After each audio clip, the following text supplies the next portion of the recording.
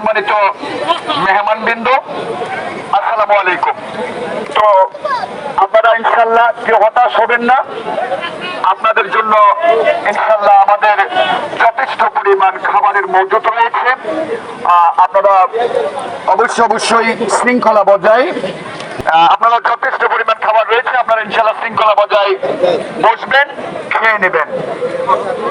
এই খাবারের আয়োজনে আপনাদের সাথে আরো আছেন বর্তমান এই বাড়িরই সন্তান, তিনারা সকল ভাইগণ এবং আমাদের বর্তমান এই ৬ নং সদর ইউনিয়ন পরিষদের ১ নং ওয়ার্ডের মেম্বার জনাব হুমায়ুন মেম্বার ভাই, তিনার ভাইদের সকলের পক্ষ থেকে আপনাদেরকে সালাম, শুভেচ্ছা, মোবারকবাদ।